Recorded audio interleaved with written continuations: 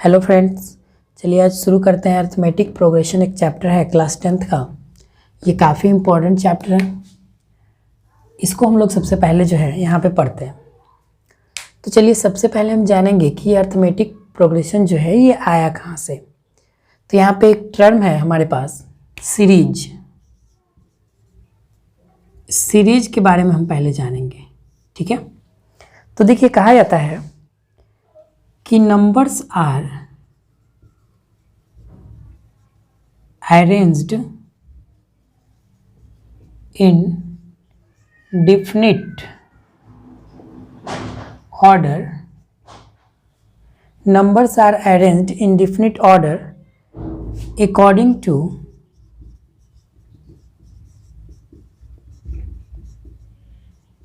definite rule is called in series. कहते हैं कि नंबर्स को अगर एक डिफिनिट ऑर्डर में अरेंज किया गया हो और वो किसी न किसी डिफिनिट रूल को क्या करता हो, फॉलो करता हो, तो वैसा जो नंबर का सीरीज बनता है या वैसा जो नंबर का पैटर्न बनता है उसी को हम बोलते हैं सीरीज। जैसे आप यहाँ पे देखिए एग्जाम्पल में 2, 4, 6, 8, 10 etc।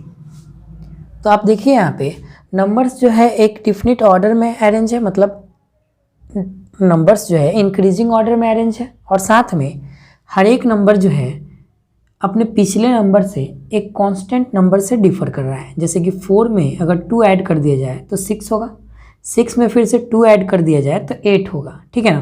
8 में फिर 2 ऐड कर दिया जाए तो 10 होगा। तो इस तरह से नंबर्स जो है अरेंज है और इन्हीं को हम बोलते हैं कि ये सीरीज में है। और भी हो सकता है, जैसे 1 का स्क्वायर, 2 का स्क्वायर, 3 का स्क्वायर, 4 का स्क्वायर, 5 का स्क्वायर डॉट डॉट। यहाँ पे हम देख रहे हैं कि हर एक नंबर का जो है स्क्वायर है, मतलब पहला नंबर 1 का स्क्वायर है, दूसरा में 1 + 1 का स्क्वायर हो गया, है ना। तो इस तरह से हम नंबर को देख सकते हैं कि एक डिफिनिट ऑर्डर में है या किसी पैटर्न को फॉलो कर रहा है। तो इस तरह के नंबर जो भी होते हैं उनको हम बोलते हैं कि ये क्या है, सीरीज में है, ठीक है। अब देखिए सीरीज में जो नंबर्स हैं वो 3 तरह के होते हैं, ठीक। नंबर्स जो है जो सीरीज में होंगे वो 3 तरह के होंगे। पहला है अर्थमेटिक सीरीज, या उसको प्रोग्रेशन आप बोल सकते हैं। शॉर्ट में इसको हम एपी बोलेंगे। दूसरा है ज्योमेट्रिक प्रोग्रेशन यानी जीपी। तीसरा हमारा है harmonic progression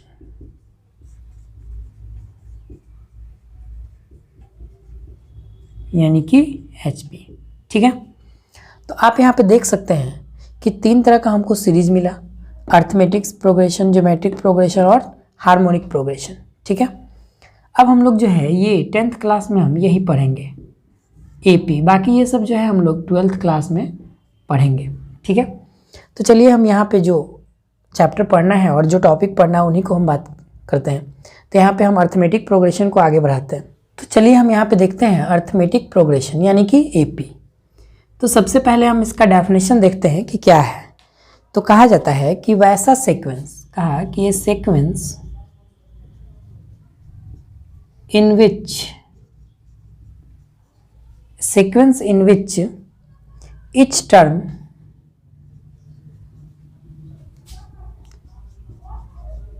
term differ from its preceding term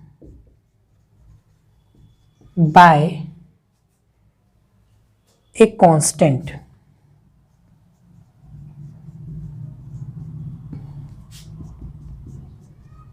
is called arithmetic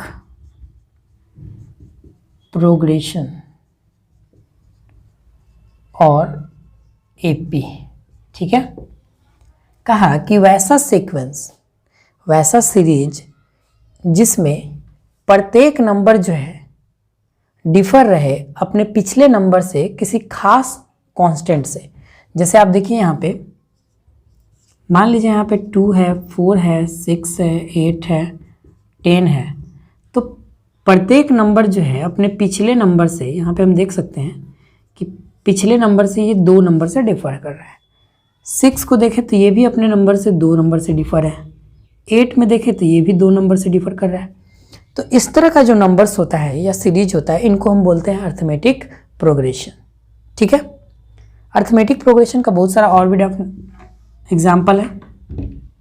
जैसे देखिए यहाँ पे 4, 8, 12, 16, 20 etc. ये सारे नंबर्स जो है अर्थमेटिक सीरीज में है।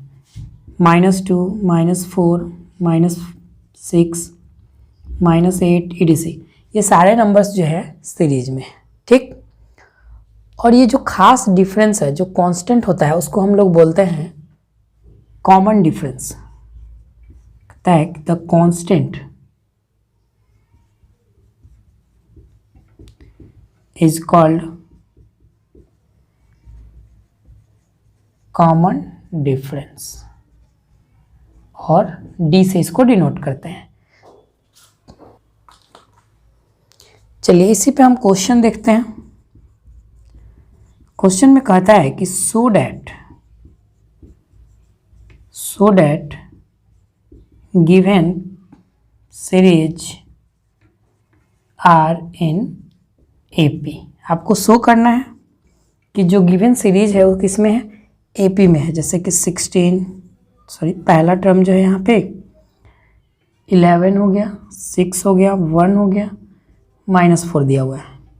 बी में दिया हुआ है √2, √8, √18, √32। चलिए देखिए, इनको हमको चेक करना है कि ये जो है एपी में है कि नहीं।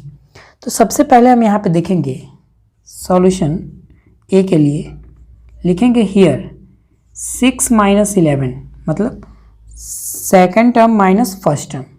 तो 6 - 11 5 हो गया, -5। उसी तरह 1 - 6 -5, -4 - 1 -5। तो हम यहाँ पे देख रहे हैं कि सारे टर्म्स के जो कॉमन डिफरेंस है वो बराबर है। तो लिखेंगे here common difference are same, यानी कि d बराबर -5। So terms are in AP. तो टर्म्स किस में कहलाएगा कि एपी में है। इसी में अगर फर्स्ट टर्म की बात करी जाए तो पहला टर्म कौन है,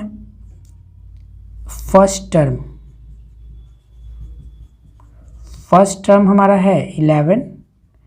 वही अगर सेकेंड टर्म कहा जाए तो 6 हो गया। अगला टर्म हम लिख सकते हैं। अगला टर्म में लिखने के लिए क्या करेंगे, हर एक टर्म में जो है उसके कॉमन डिफरेंस को जोड़ देते हैं। तो -4 - 5 -9 हो जाएगा। ठीक है, तो इस तरह से हम कर सकते हैं।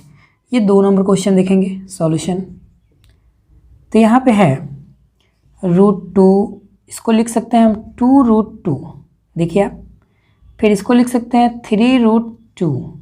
32 को लिख सकते हैं 4√2 ... तो यहाँ पे हमने देखा कि फर्स्ट टर्म हमारा जो है √2 है। तो यहाँ भी हम कॉमन डिफरेंस निकाल के देखेंगे। 2√2 - √2, √2 आ गया। 3√2 - 2√2 यानी कि √2।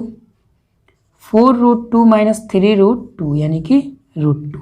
तो यहाँ पे हमने देखा कि फिर से कॉमन डिफरेंस जो है बराबर आया। कॉमन डिफरेंस क्या है,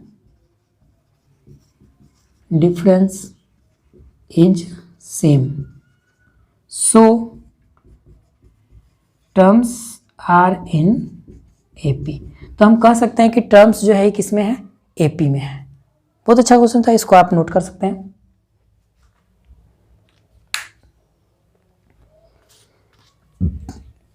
चलिए अब यहाँ पे हम देखते हैं general term of AP. General term of AP, तो एपी का जो जनरल टर्म है, तो यहाँ पे हम देखिए ये प्रूफ वगैरह इसका कोई ज़रूरत नहीं है। यहाँ पे जनरल टर्म हम लिखते हैं TN से। जैसे मान लीजिए AP लिखा हुआ है, तो AP लिखने का यहाँ पे तरीका है कि अगर फर्स्ट टर्म हम लिखें तो फर्स्ट टर्म आता है A, अगर सेकेंड टर्म कहें तो A plus D, third term की बात करें A प्लस 2D। तो यहाँ पे आप ध्यान दीजिए, तीसरा टर्म है तो 2D हो रहा है, वही अगर चौथा टर्म लिखेंगे तो ऐसा लिख सकते हैं A plus 4 minus 1 into D यानी कि 3D। उसी तरह जैसे हमको n टर्म लिखना हो, Tn टर्म, तो हम लिख सकते हैं A plus n minus 1 into D. ध्यान दीजिएगा, तो ये हमको आ गया nth टर्म ऑफ AP। ठीक है, ये शुरुआत से n टर्म है। ठीक है, n टर्म ऑफ AP हमको आ गया ये, वेयर A जो है हमारा फर्स्ट टर्म होगा, D जो है कॉमन डिफरेंस है, और n जो है नंबर ऑफ टर्म, मतलब कौन सा टर्म हम निकालना चाह रहे हैं। ठीक है, तो ऐसे हम इस फॉर्मूले से जो है n टर्म निकाल सकते हैं। जैसे इस पे आप एग्जाम्पल देखिए, एक एग्जाम्पल से पहले चलिए एक और चीज़ देख लेते हैं कि n टर्म फ्रॉम लास्ट, ये तो n टर्म था शुरुआती से, अब हमको निकालना है n टर्म फ्रॉम लास्ट। तो लास्ट से n टर्म का फॉर्मूला है Tn बराबर L minus n minus 1 into D. ठीक है, जहाँ पे L जो है लास्ट टर्म होगा और n जो है नंबर ऑफ टर्म है और d जो है कॉमन डिफरेंस है। ठीक है, तो इस तरह से आप जो है n टर्म फ्रॉम स्टार्ट और n टर्म फ्रॉम लास्ट लिख सकते हैं। ठीक है, तो चलिए हम इसी पे कुछ क्वेश्चन बताते हैं आपको। पहले इसको मिटा लेते हैं थोड़ा।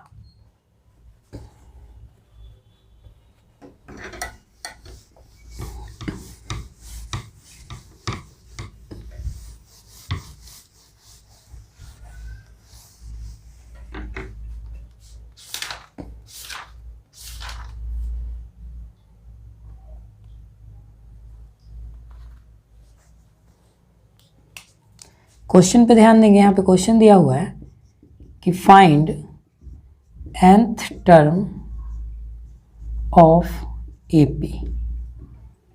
जो AP है उसका nth टर्म निकालना है। ठीक, पहला नंबर क्वेश्चन है find nth term of AP जिसका वैल्यू है 20, 17, 14, 11, 86। ठीक, दूसरा क्वेश्चन है कि फाइंड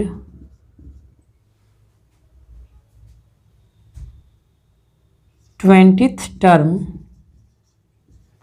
ऑफ AP है जो 3/4, 5/4, 7/4, 9/4। चलिए देखिए, अब हम यहाँ पे सॉल्यूशन लिखते हैं तो हमको सबसे पहला नंबर क्वेश्चन देखना है, n टर्म निकालना है। तो यहाँ पे फर्स्ट टर्म हमारा जो होगा 20 होगा, पहला टर्म। कॉमन डिफरेंस यानी कि d जो है 17 माइनस 20 यानी कि -3 होगा। ठीक, और n हमको लेना है, मतलब n टर्म निकालना है। तो लिखेंगे for nth term a plus n minus 1 into D, formula लगा लिए, इसको अच्छे से लिख लेते हैं थोड़ा। ठीक है, एक जगह पे आप पुट कीजिए 20 plus n minus 1 into D के जगह पे -3। इसी को सॉल्व करते हैं, 20 प्लस यहाँ -3 से मल्टीप्लाई करेंगे तो -3n प्लस 3, 23 माइनस 3n। तो इस तरह से हमको Tn टर्म यानी कि nth टर्म जो निकल के आ गया 23 माइनस 3n। ठीक है, आप जैसे जैसे वैल्यू भरेंगे यहाँ पे ये नंबर ऑफ टर्म्स जो है देने लगेगा। चलिए हम अगला क्वेश्चन एक देखते हैं, 2 नंबर। तो यहाँ पे हमको a जो है फर्स्ट टर्म 3/4 है, कॉमन डिफरेंस यानी कि d हम निकाल सकते हैं सेकेंड टर्म में से फर्स्ट टर्म को घटा लेते हैं। 5/4 माइनस 3/4, एलसीएम 4 हो गया। 5 माइनस 3 यानी कि -2/4 कट गया, ये -1/2।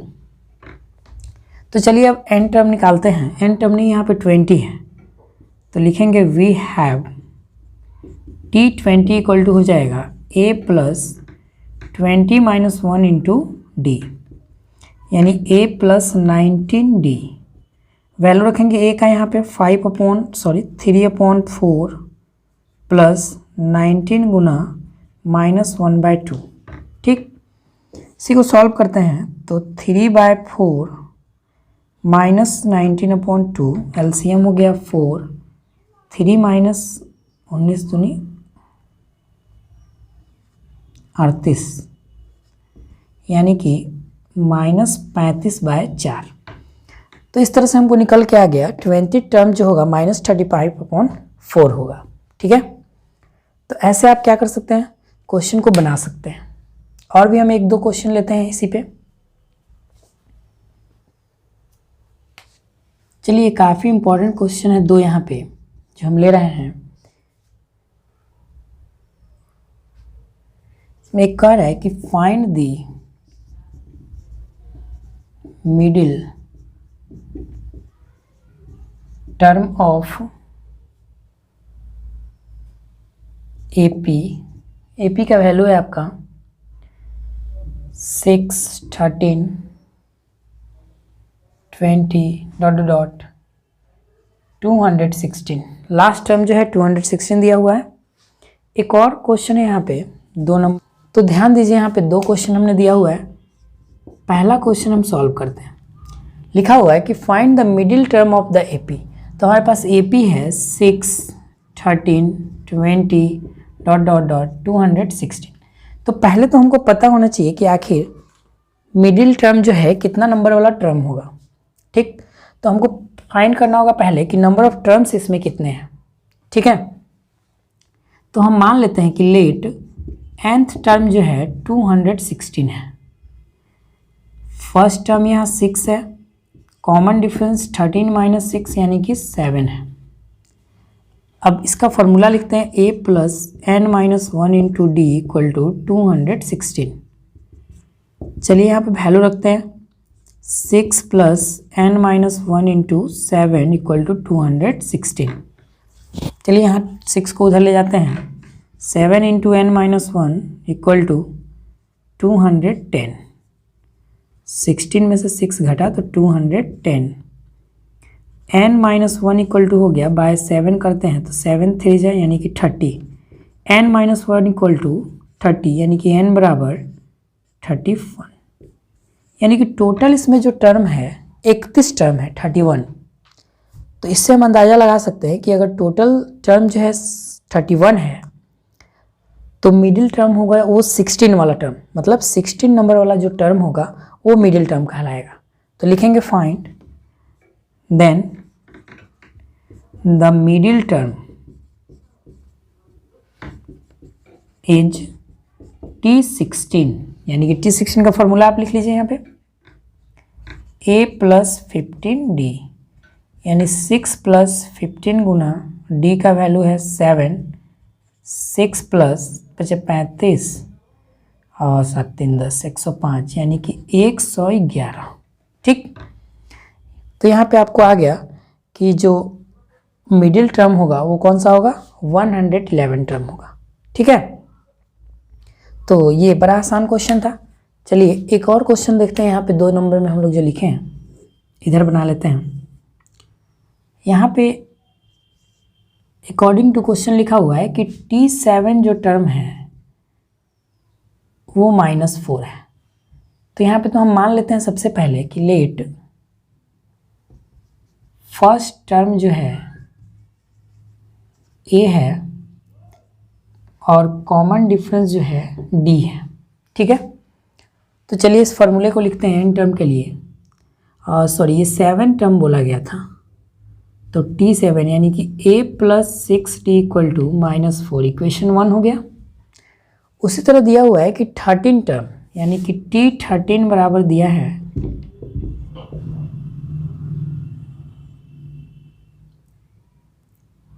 -16, यहाँ पे लिख लेते हैं a + 12d बराबर -16।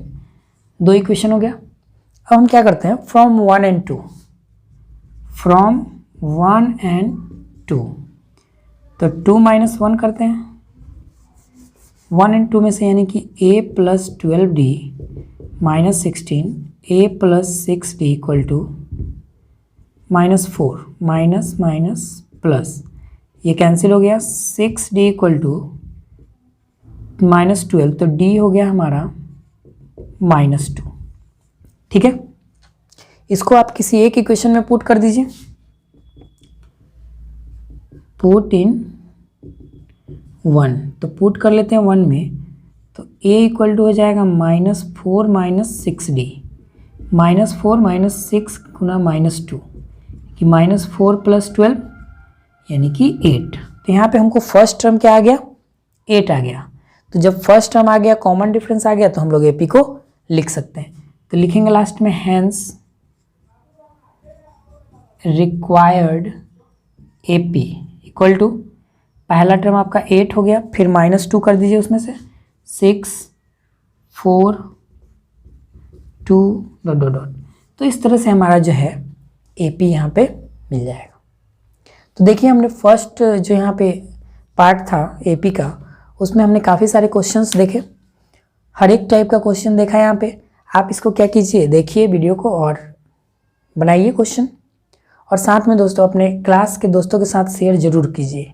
ठीक है, अगर आपको वीडियो पसंद आए तो अपने क्लास के ग्रुप में वगैरह में शेयर करें। शेयर करने से क्या होगा कि ज़्यादा से ज़्यादा वीडियो चलेगा, तो हमको भी अच्छा लगेगा। चलिए, धन्यवाद।